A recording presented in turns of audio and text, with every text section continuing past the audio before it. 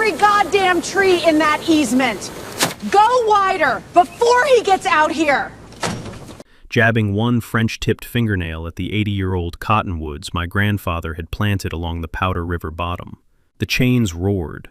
A row of cottonwoods older than the state of Wyoming hit the ground at 6:15 on a cold morning the day after I had buried my uncle. I came across the upper pasture in my late uncle's barn coat, with my coffee in one hand and my phone recording in the other. Della turned, smoothed her Patagonia vest, and gave me a smile polished enough to close a corporate merger. "Mr. Ardmore," she said, "condolences." Sign the renewal and we'll stop. Behind her, the saws kept eating cottonwood. Behind me, the Wyoming Public Service Commission was about to find out what she was burning. She didn't know the easement she was clearing on my land had a termination clause my grandfather had signed in 1958. Drop your state in the comments. My name is Quinn Ardmore. I'm 56 years old, and 3 months ago I retired from a 27-year career as a senior transmission engineer with the Western Area Power Administration, designing high-voltage interconnects across the 11 western states for what some folks call the federal grid, and what most folks have never heard of in their lives.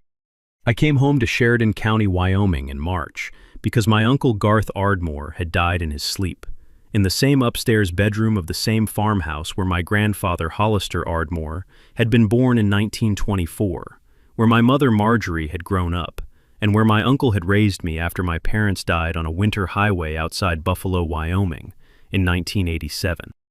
My wife Linnea did not get to retire with me. She died of ALS in late 2021, after 14 months of the slow goodbye that disease forces you to learn. Our daughter Wren is 26. She graduated from the University of Pittsburgh Dental School last May, and is now an associate dentist in a small practice in Bozeman, Montana. She drives down on weekends when her schedule lets her. She has her mother's eyes, her mother's stubborn calm, and her mother's habit of correcting my grammar in the middle of dinner.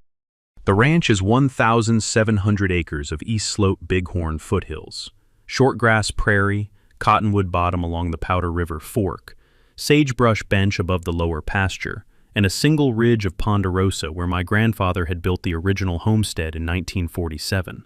Wyoming wind, Wyoming sky, Wyoming silence, the kind of country that makes a man understand why his grandfather had once written, in a 1958 letter to my mother, that this land would outlast everyone who ever tried to put their fence on it.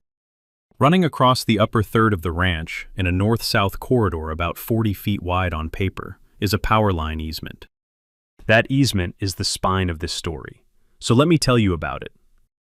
In 1958, my grandfather Hollister Ardmore signed a private easement deed granting 4 neighboring ranchers the right to run a 4,160-volt distribution line across his land, from the regional cooperative grid to the south to the small ranches to the north. He was a careful man. He wrote the deed himself. He limited the voltage. He limited the width. He limited the duration to 99 years. He included an annual fee paid by the user, and he included a termination clause, in plain English, that said the easement could be terminated by the lineal heir of the grantor, upon written notice to the user with 180 days grace, in the event of unauthorized expansion of scope, voltage, or width. That clause, on a yellow piece of carbon paper, sat in a fireproof box in my Uncle Garth's office for 67 years. I remember my Uncle Garth, the summer I turned 14, taking me up to that office one evening and showing me the box. He did not open it. He just tapped the lid with 2 fingers and said, "Quinn, the worst day of your life, this box opens. Until then, you leave it closed." I did not understand him at the time. I had grown up on a ranch where the closed boxes were kept closed and the open boxes were kept open, and adults did not generally explain why. I left the office. I forgot about the box for 42 years. In 2010, a developer named Theron Vosberg bought 800 acres of benchland just north of the ranch, hired a fast Cheyenne engineering firm, got himself a county zoning approval, and built 180 luxury homes on what had previously been 4 small cattle operations. The cooperative grid, on the original 1958 easement, had served those 4 ranches with a few thousand watts of barn lights and well pumps. The new development needed 38,000 homes worth of capacity. The developer's engineers, in an act of confidence I will charitably describe as careless, simply upgraded the line through my uncle's ranch from 4,160 volts to 24,900 volts, widened the cleared right-of-way from 40 feet to roughly 80, and never once filed a scope amendment with the Wyoming Public Service Commission, my uncle, or the Department of Agriculture. He named the development Cloud Peak Estates.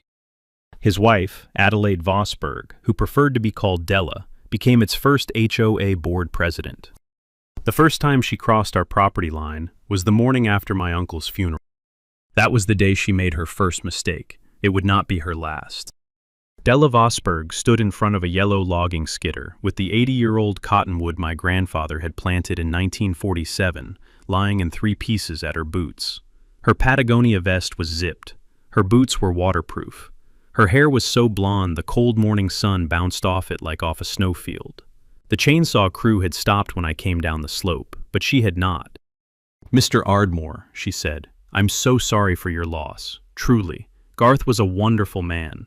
We didn't expect to be here today, but unfortunately, Cloud Peak Estates has been operating under a renewal protocol that requires us to refresh our right-of-way clearance every 5 years, and our window with the cooperative ends today.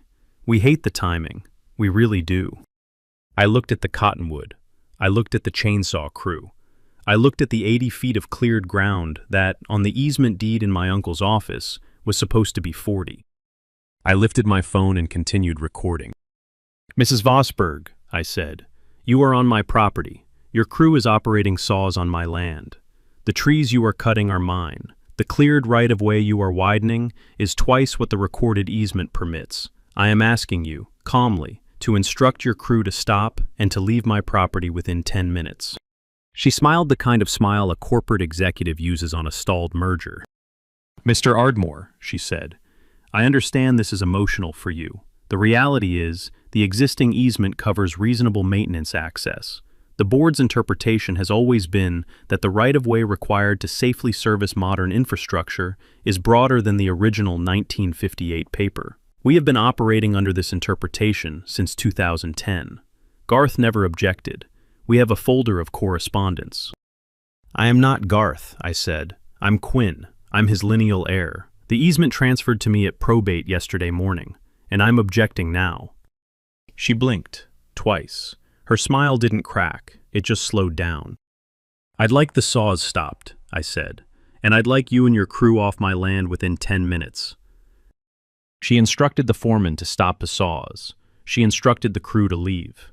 Then she walked up the slope to her white SUV with the HOA logo magnetic on the door, opened the back, pulled out a manila folder, and handed it to me. "In light of your loss," she said, "the board has prepared a courtesy renewal package. It updates the easement to reflect current operating standards, formalizes the right-of-way at its actual width, and waives a portion of the back fees you are now jointly responsible for. We're being very generous, Mr. Ardmore. I'd encourage you to sign before this becomes complicated." I did not open the folder. I held it loose in my hand and watched her drive away. 3 days later, the first formal letter arrived. It was 12 pages of HOA logo letterhead, citing me for obstruction of easement maintenance and demanding payment of $146,000 in back maintenance fees, dating from 2010 to present, plus interest. The second letter, a week later, demanded I sign the renewal package within 60 days or face civil action. The third, a week after that, threatened to involve the Regional Electric Cooperative, which the HOA claimed would be forced to disconnect Cloud Peak Estates and sue me for the resulting damages. I responded in writing to each letter, with copies sent certified to the Wyoming Public Service Commission, the regional cooperative manager, and a friend at the Federal Rural Utilities Service in Washington. I cited statute. I cited the 1958 easement deed. I attached photographs of the cottonwood damage. I cited the Wyoming statutes covering unauthorized scope expansion of private utility easement. Della Vosberg ignored every reply. That same week, my Uncle Garth's old neighbor, an 81-year-old retired range scientist named Stony Reeves, drove up to the ranch in his '76 Ford pickup. He climbed out slow, leaned his cane against the bumper, and walked up to my porch with the quiet purpose of a man who had seen everything at least once. "Quinn," he said, "I knew Hollister. I knew Garth. I'm going to tell you what I told both of them, the only times either of them ever needed it told. There's two kinds of fights on this prairie, the kind where you yell and the kind where you wait. Yelling fights you lose tomorrow. Waiting fights you win in court 10 years from now. Pick the right kind." I told him I had already picked. He nodded. He climbed back into his pickup and drove off. For the rest of that week, his old Ford parked in my driveway every morning at first light, just so anyone passing on County Road 43 would see he had taken a side. That afternoon, I drove into Sheridan and bought 10 cellular trail cameras with thermal night vision, 3 reinforced gate padlocks, a fireproof safe rated for documents, and a long-handled survey transit from a closing-out estate auction at the back of an old hardware store. I drove home, set up the cameras along the easement corridor, the upper bench gate, the river crossing, and the ridge above the Ponderosa stand. I locked every original 1958 deed copy and Garth's correspondence into the safe in my office, and I started a fresh log on the kitchen table in the green field notebook my uncle had used to track precipitation since 1981. That evening I walked the cottonwood line at sunset. The cut trunks were already weeping clear sap from the ends. The wood smelled, very faintly, of the same green sweetness I remembered from the summer my uncle and I had cleared deadfall down the same stretch of river bottom in 1992. There were 3 magpies standing on the largest fallen trunk, calling at each other in the slow Wyoming way magpies do.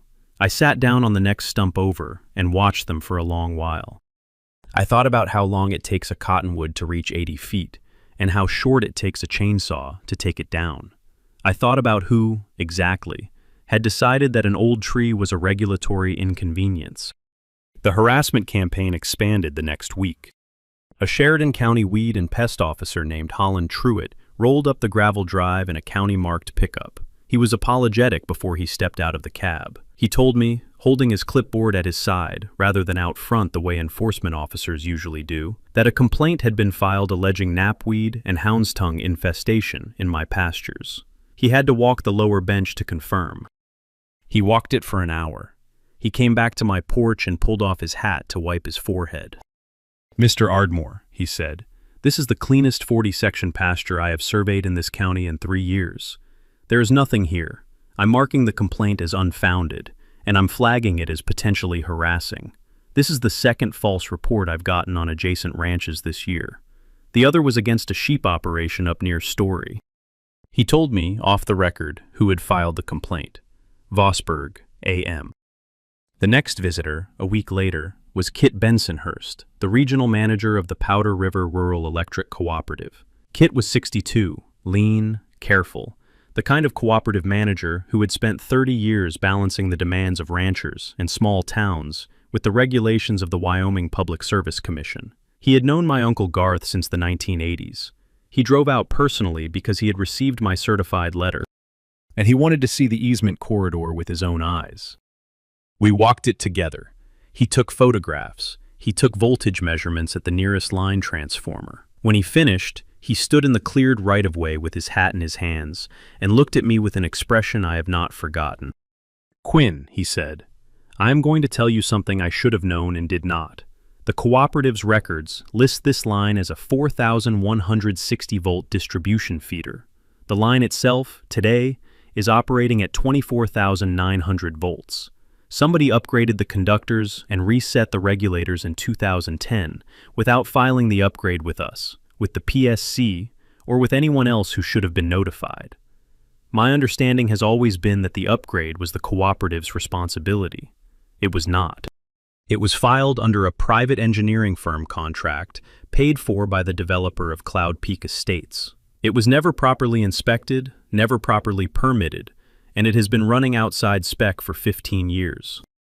I asked him what that meant for me. He looked at the cleared corridor. He looked at the distant roof lines of Cloud Peak Estates against the foothills. "Quinn," he said, "it means the easement on your land is being used in a manner the original deed does not permit. It means Cloud Peak Estates has been receiving power across your land under unauthorized infrastructure. It means a lot of paperwork is about to get filed. and it means your grandfather, in 1958, may have written a deed clause sharper than anybody who came after him bothered to read. He gave me the cell number of his counterpart at the Wyoming Public Service Commission, a senior staff engineer named Annette Pillsbury, and told me to call her on Monday morning. He told me to bring everything. Before he climbed back into his pickup, he stopped at the gate, took off his glasses, and looked at me with an expression I had not seen on him in the 30 years I had known him. "Quinn," he said, "I'm going to be candid. The cooperative is going to take a black eye out of this. We should have caught the upgrade in 2010, and we did not.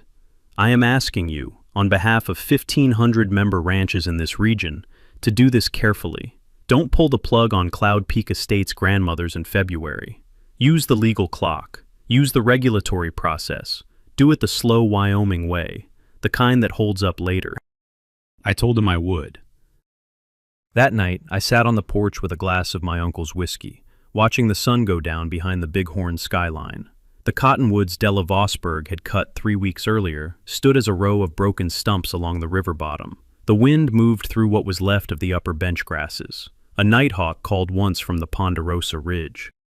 I thought about my grandfather Hollister, sitting at his kitchen table in 1958, with a yellow tablet and a fountain pen, writing a clause in plain English that he hoped no one would ever need. I thought about my Uncle Garth, who had kept that paper in a fireproof box for 67 years without ever needing to open it. And I thought about Della Vosburg, who in the morning after a funeral had stood in front of a logging skidder and told me my objection was emotional. I went inside. I called Wren in Bozeman. I told her I was about to start something that was going to take a year. I asked her to come down the next weekend if she could. She said she'd be there Friday.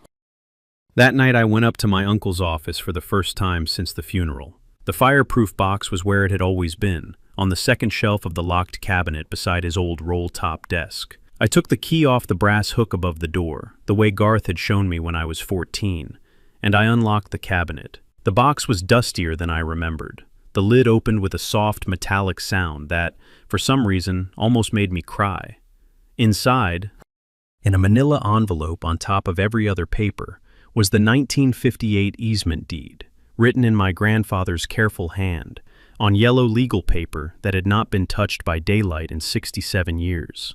I read the termination clause 3 times by the desk lamp. I closed the box. I put the key back on the brass hook. I sat on the floor of the office for 10 minutes in complete silence. The lawsuit arrived the following Tuesday.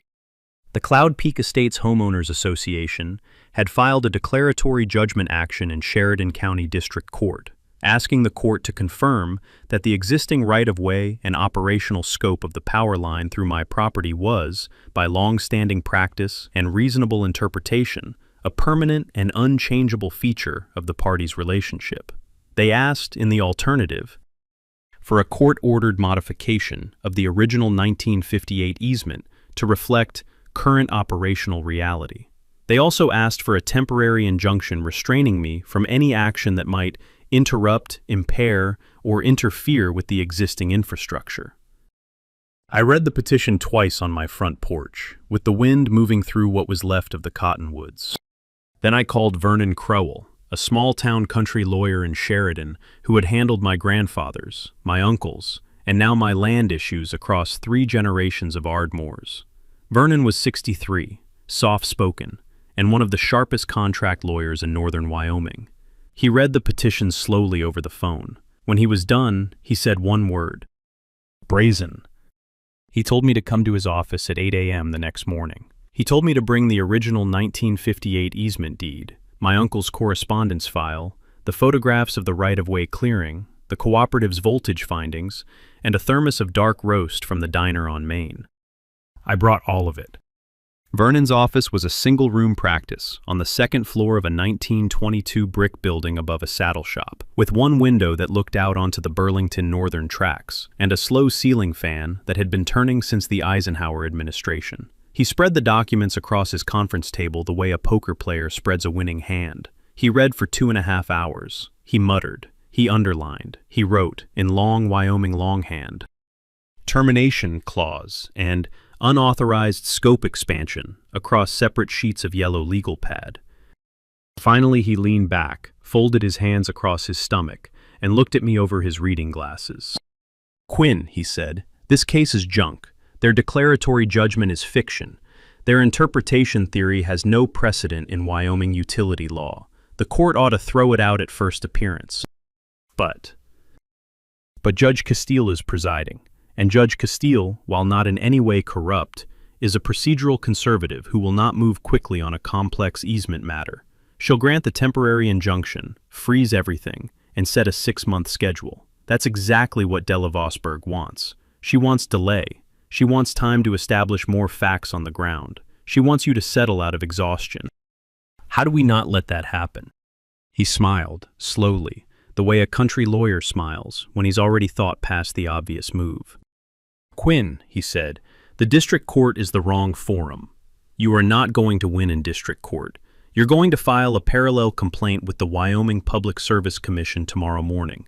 The PSC has primary regulatory jurisdiction over private utility easements with public service connections. They will move faster than any court. They will subpoena the cooperative's records. They will compel disclosure of the 2010 upgrade documentation. And while the district court is grinding through its preliminary motion schedule, the PSC is going to find that the line has been operating outside its lawful scope for 15 years. I asked him about the easement termination clause. He smiled wider. "You are going to file your termination notice with the HOA, certified mail, by close of business today. The 180-day clock starts now. By the time the district court gets to its first substantive hearing, your clock will be at day 90. By the time the PSC issues its preliminary findings, your clock will be at day 120. And by the time anyone in Cloud Peak Estates figures out what is happening, the clock will be at day 175. And you will be 7 days from contractually de-energizing the line on your own property." I sat in his office for a long minute and let that timeline settle. Then I asked him what we should do in the meantime. He said, "We tell nobody. We let the HOA fight the district court case while we win the regulatory war underneath them. And on day 180, if Della Vosburgh has not negotiated, you walk to the disconnect at the southern fence line and you flip the switch." I drove home that afternoon with a notarized termination notice in a manila folder on my passenger seat and a parallel PSC complaint ready to file in the morning. I took the long way home through Story because I wanted to think. The next morning, I drove down to Cheyenne. The Wyoming Public Service Commission's offices are on the 3rd floor of a 1968 limestone state building in the Capitol, with one elevator that smells like dust and one window in the conference room that looks out at the rotunda. Annette Pillsbury met me at the front desk. She was 48, sharp, and had spent 22 years investigating private utility easement disputes across the state. She read my complaint at her desk for 40 minutes without speaking. When she looked up, her expression was the expression of an engineer who has just been handed a problem she has been waiting 15 years to find. "Mr. Ardmore," she said, "I need you to leave this file with me. I need you to come back in 2 weeks, and I need you to brace yourself, because the cooperative is about to be on the receiving end of a regulatory inquiry that will land in the Cheyenne newspapers within 30 days. I left the file. I drove home in the slow Wyoming afternoon light. That same week, I called my old WAPA colleague, Dr. Alaric Fenton, who had retired from the agency in 2019 and now consulted on transmission infrastructure cases out of Fort Collins. Alaric drove up the next Tuesday with 2 binders and a coffee thermos. He spent 4 days walking the easement corridor with me, taking voltage readings, photographing transformers, examining the conductor specifications, and pulling the developer's 2010 engineering filings from the Wyoming State Archives. His report, when it landed on my kitchen table at the end of the week, ran to 211 pages. The summary, in the first paragraph, contained one sentence I will not forget. The line through Mr. Ardmore's property, as currently operated, is in violation of the original easement scope, the Wyoming Public Service Commission, permitting requirements, Federal Rural Utilities Service safety standards, and Cloud Peak Estates' own developer commitments to its 2010 county zoning approval. That sentence, by itself, was enough to dissolve an HOA. Wren came down from Bozeman the second weekend of April. She walked the easement corridor with me at dusk. She listened to me explain the voltage upgrade, the termination clause, the 80-foot clearing, the unauthorized 2010 work. When I finished, she stood at the edge of the cottonwood line and looked at the ruined trees for a long minute. "Dad," she said, "Mom always said you'd never lose a fight you took notes on." I told her I had already started taking notes. She smiled.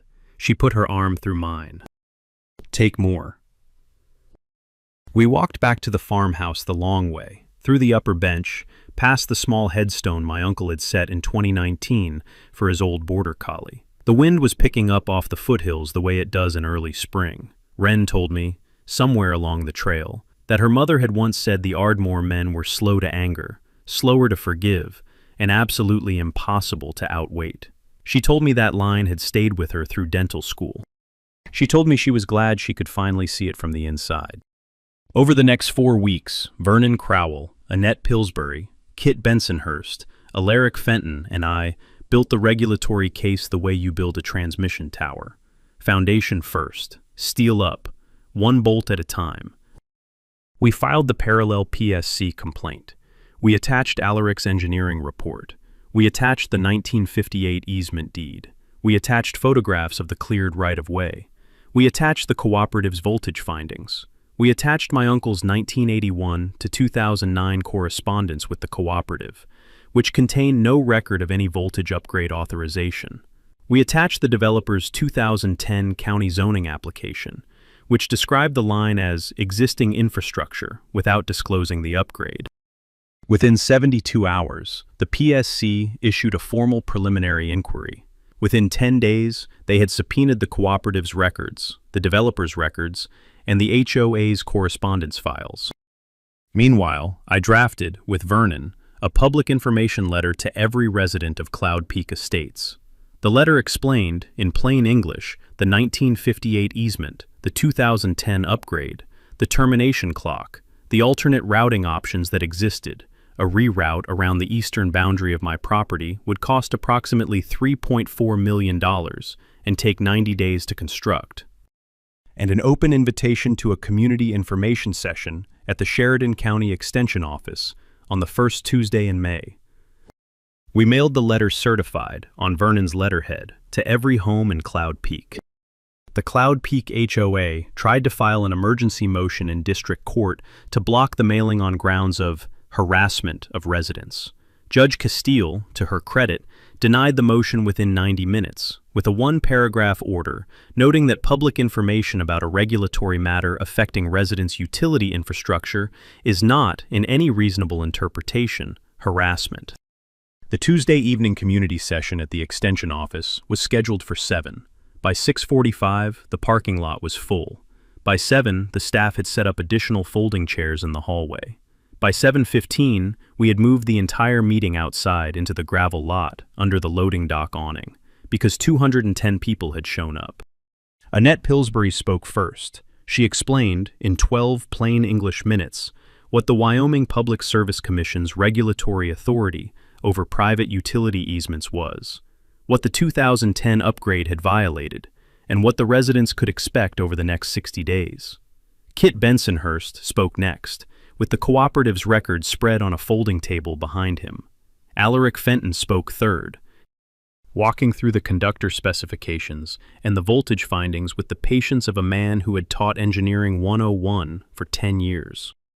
Then Vernon Crowell spoke. He held up the 1958 easement deed. He read the termination clause aloud, in my grandfather's exact wording, with the audience leaning forward in the cool Wyoming dusk. He told them the clock had started on the day after my uncle's funeral. He told them I had already filed the termination notice. He told them, on the date the clock expired, the line on my property could be lawfully de-energized. He told them their HOA had failed to disclose any of this to them. The silence in that gravel lot was the loudest silence I have ever heard. A retired range hydrologist named Carolyn Pelfrey stood up in the second row and asked the question every face in the audience was already wearing. "Mr. Crowell," she said, "are you telling us our HOA is 6 months from losing power for the entire neighborhood?" He told her yes. He told her, very plainly, that they were. A man 2 rows back, who I later learned was a retired highway patrol captain named Lowell Kirkwood, stood up, looked at his wife, and walked out of the gravel lot without speaking. I knew, watching him leave, that the next 48 hours were going to break the Cloud Peak HOA in half from the inside. It took Della Vosberg less than 15 hours to figure out what had happened. By Wednesday morning, the Cloud Peak Facebook group was in a knife fight with itself. The post Della put up, trying to spin the public session as Quinn Ardmore's bullying tactics against vulnerable homeowners, was buried under 301 comments, of which the kindest read, "We were never told any of this. Why?" By Wednesday afternoon, 14 Cloud Peak residents had quietly emailed Vernon Crowell's office, asking how to file individual claims against the developer for failure to disclose easement risk.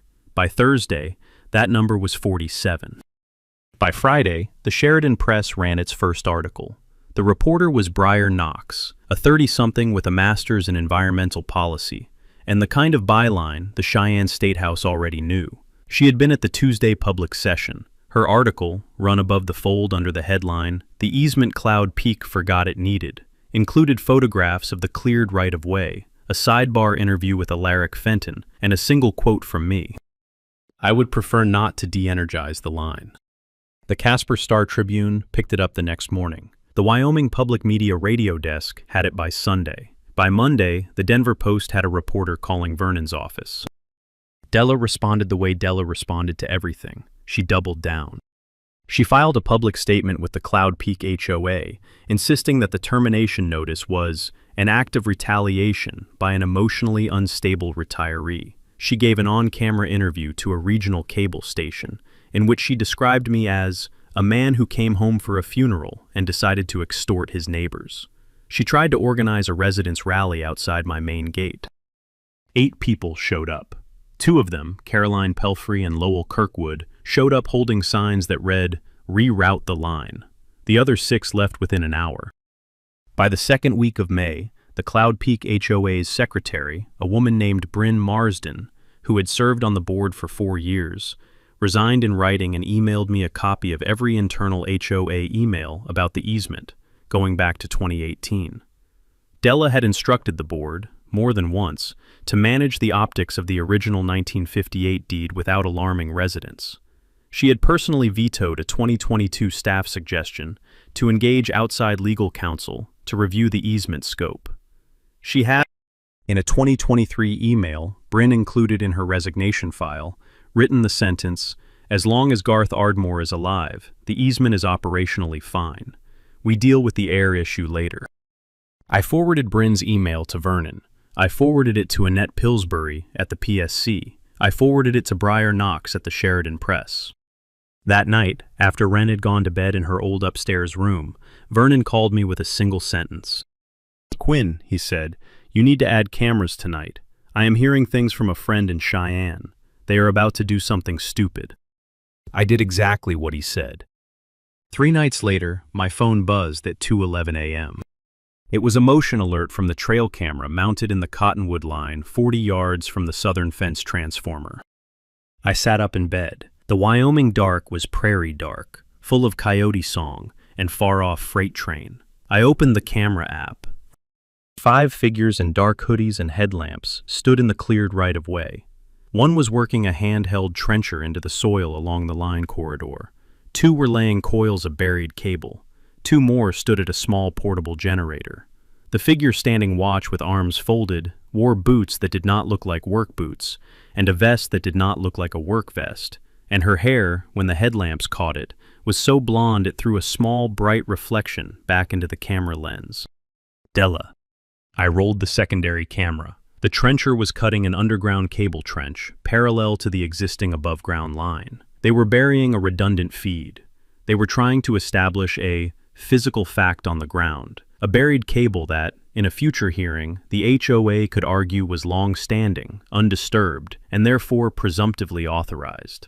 It was a stunt I had read about twice in WAPA case histories. It had worked once and failed badly the other time. I called Sheriff Decker Olmsted first. He picked up on the second ring, his voice already alert. "Quinn." "Decker, I have 5 unidentified persons currently on my property, illegally trenching and burying unauthorized cable in a state-regulated easement corridor while criminal proceedings are pending. 2:11 a.m. I have all 5 on multiple cameras. One is Della Vosberg. "Stay inside," he said. "I'll have 3 units there in 14 minutes." I stayed inside. I called Annette Pillsbury at her cell. She picked up on the second ring with the calm of a senior PSC engineer who had told me, 2 weeks earlier, to call her at any hour during the active investigation. "Annette, they are burying unauthorized cable on my property, right now. Get a PSC inspector to the southern fence line at first light. Sheriff is on his way for the arrest." "On it." I watched the cameras. The trencher kept cutting. The cable kept laying. They did not, however, know about the cellular trail cams, or the secondary thermal cameras Alaric had helped me wire into the cottonwoods 2 weeks earlier, on the chance of exactly this kind of move. The footage kept recording. 14 minutes later, 3 cruisers came down the gravel road, lights off until the last 50 yards. They pulled wide on the easement corridor from 2 directions, lights on at the same instant. The footage on my phone showed 5 figures freezing and 9 flashlight beams, hands going up, trencher dropping, cable falling. Della's voice, suddenly small and very high, asking if she could please call her husband. By 3:30 a.m., she was in handcuffs. The 4 men with her, 2 contractors she had paid in cash, the HOA Vice President Wyatt Halverson, and a Cheyenne electrical contractor she had retained on a private invoice, were in handcuffs beside her. The buried cable, when forensics traced it, ran 260 feet inside the original easement corridor, completely outside the recorded right-of-way, in soil that had been undisturbed since 1958. Decker came up to my porch where I was waiting with coffee. He took the mug. He looked at me. "Quinn," he said, "she's been caught at 2:11 in the morning, on your property, illegally installing unauthorized utility infrastructure inside an easement corridor, under active state regulatory inquiry, while a civil case is pending. Do you know how many felonies that just stacked?" I said I had a guess. He said, "You have no idea." Off the record, in the cruiser on the way to county lockup, Della tried to invoke her husband's name twice, each time more loudly. The deputy did not respond. She tried to invoke a state senator's name. The deputy did not respond. Then she went silent for 19 miles. Just before the booking station, she asked, in a small, flat voice, what was going to happen to her dogs. The deputy told me later he had to roll the front window down to keep from saying something unprofessional in the rearview mirror. The next morning, the Sheridan Press ran Briar Knox's 3rd article, front page, above the fold. The headline read, "HOA President Arrested at 2:11 a.m., installing unauthorized cable across ranch. She sued in court." By noon, the Casper Star-Tribune had reposted it. By 3, the Denver Post had it on the wire. By Saturday morning, the AP had moved a national story. Theron Vosberg filed for divorce on Sunday afternoon. His attorneys hand-delivered the papers to the Sheridan County Jail before lunch. The Wyoming PSC hearing was 6 days away. The Wyoming Public Service Commission hearing was held in the 3rd-floor conference room of the state office building in Cheyenne, the same room where, 4 weeks earlier, Annette Pillsbury had told me to leave my file with her and brace myself. The room was packed past the legal occupancy limit by 9 a.m. PSC staff opened the adjoining hearing room and set up a live audio feed. The hallway filled. The lobby filled. Director Phyllis Tellingham, the senior commissioner presiding, called the room to order at 10 sharp. 2 associate commissioners sat to her left and right. The HOA's attorney, a Cheyenne litigator named Walker Bramley, sat at one table. His client was, of course, absent. Della Vosberg was at her arraignment in a different building. Theron Vosberg sat in the 3rd row, alone, with his hands folded in his lap. Vernon Crowell sat at our table with a single leather folder and a yellow legal pad. Beside us sat Annette Pillsbury. Beside her, Kit Bensonhurst. Beside Kit, Dr. Alaric Fenton. Beside Alaric, Bryn Marsden, holding her own resignation file and a separate folder of internal HOA correspondence. Behind us, Briar Knox with 2 photographers. Beside her, the Casper Star-Tribune, the Denver Post, and a senior reporter from the Wall Street Journal who had flown in from Chicago overnight. Behind them, 140 Cloud Peak residents. Director Tellingham read the case caption. She read the procedural history. She invited Walker Bramley to speak first. Mr. Bramley stood. He spoke for 9 minutes. He talked about reasonable interpretation and long-standing practice and operational necessity. He never once produced an engineering report. He never once mentioned the 1958 termination clause. When he sat down, the silence in the conference room was so deep you could hear the hum of the elevator at the end of the hallway. Director Tellingham turned to Vernon. Vernon stood. He cleared his throat once. He laid the leather folder open on the table. Director Tellingham, he said, with the Commission's permission, my client and the supporting parties will present 6 exhibits. He held up the first sheet. This is the 1958 easement deed signed by Hollister Ardmore, recorded with Sheridan County, with a termination clause in plain English, allowing the lineal heir to terminate upon written notice with 180 days grace in the event of unauthorized expansion of voltage, scope, or width. The clause was triggered by the 2010 upgrade. The termination notice was filed by my client 3 weeks ago. The clock currently stands at day 21 of 180. He held up the second.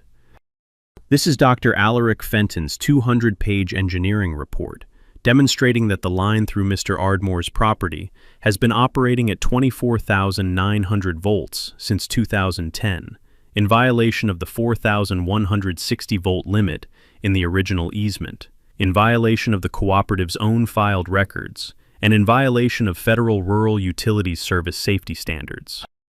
He held up the third.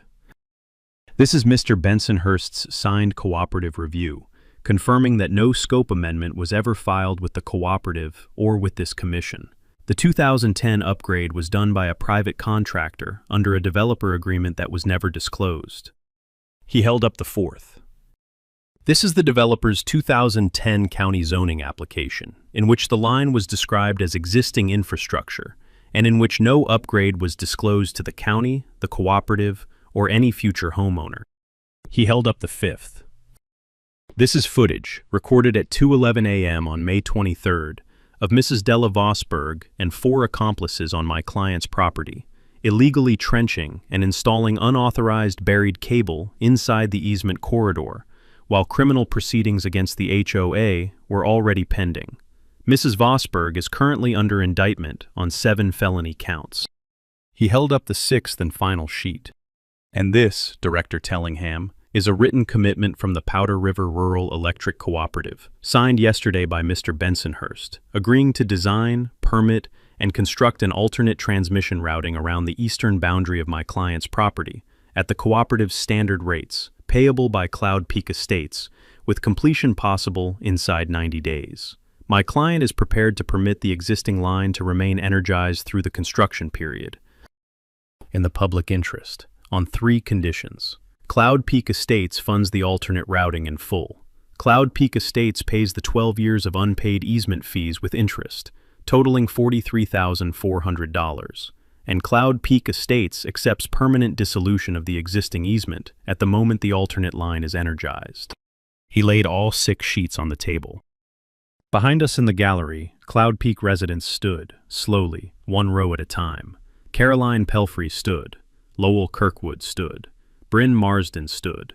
By the end of 1 slow minute, every Cloud Peak resident in the room was on their feet, silent, facing Theron Vosberg at his isolated chair in the 3rd row. He did not look back. Director Tellingham looked at Walker Bramley. She looked at Theron Vosberg. She looked at me. Mr. Ardmore, she said, on behalf of the Wyoming Public Service Commission, I find the existing line to be in violation of the original easement scope and of this commission's permitting requirements. I accept the proposed alternate routing. I order the cooperative and Cloud Peak Estates to commence construction within 30 days, and I am referring the petitioner's filings to the Wyoming Attorney General's office for investigation. She brought the gavel down once, hard. I felt Stony Reeves's hand grip my shoulder from the row behind me. The civil settlement and criminal sentencing came 9 months later.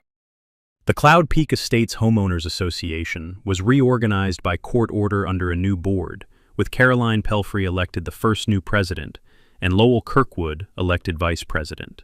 Della Vosberg pleaded guilty to felony tampering with regulated utility infrastructure, felony installation of unauthorized buried cable on private land, felony filing of a fraudulent civil complaint, and felony conspiracy. She served 23 months in state custody, paid a six-figure restitution order, and was permanently barred from sitting on any homeowner's board in the state of Wyoming. Her husband, Theron Vosberg, settled a class action disclosure lawsuit brought by 96 Cloud Peak homeowners for $41 million. He surrendered his developer's license. He moved to Arizona. The total damages awarded to me in the consolidated civil action came to $5.1 million. I did not keep most of it. I worked with Vernon, Annette, Kit, Alaric, and the new Cloud Peak board to put $4.3 million of those dollars into a thing we called the Hollister-Ardmore Wyoming Land and Power Trust. The trust funded a permanent rural utility infrastructure literacy program for landowners across the state, taught in plain English at every county extension office.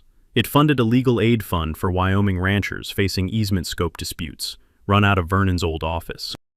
It funded an annual scholarship in my grandfather's name, the Hollister-Ardmore Western Power Engineering Award, given each year to a Wyoming student pursuing electrical or civil engineering. The first recipient, announced on the trust's first anniversary, was a young woman from Powell whose family had run a small-town electrical contracting business for 3 generations. Wren drove down with me to deliver the check in person.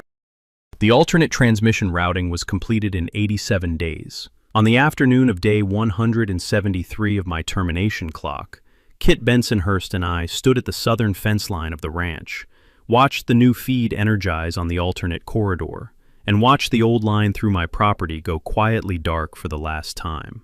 I walked the cleared right-of-way that evening at dusk, picked up the small wooden 1958 easement marker my grandfather had set in his own hand, and carried it back to the porch. It sits on the mantel now, beside Linnea's wedding ring and the field notebook Garth used for 43 Wyoming summers. The cottonwood stumps along the river bottom are sprouting. They will be saplings again in 3 years. They will be trees again, on slow Wyoming time, by the time my grandchildren are old enough to walk under them. I have learned a few things from all of this. I'd like to share them if you'll let me. The first is that paperwork outlives bullies. My grandfather signed a page in 1958 that, 67 years later, ended a multi-million-dollar dispute before it could finish a single appeal. If you have inherited land, sit with the documents. Open the fireproof box. Read the clauses nobody told you mattered. The clauses nobody told you mattered are always the clauses that matter.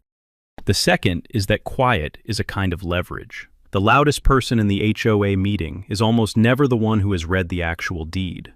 The one who has read the actual deed is almost always the one who walks in last, sits down quietly, and waits.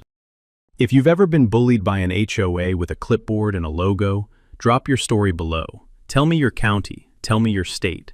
Tell me the moment you finally said no. I read every one. If this story moved you, hit subscribe. There's a story coming up about a retired locomotive engineer in rural Pennsylvania whose HOA tried to ban him from running his restored 1928 steam train across his own property, and forgot to check what the Federal Railroad Administration had registered as a heritage corridor. You don't want to miss what he had filed in Washington. But that's a story for next time.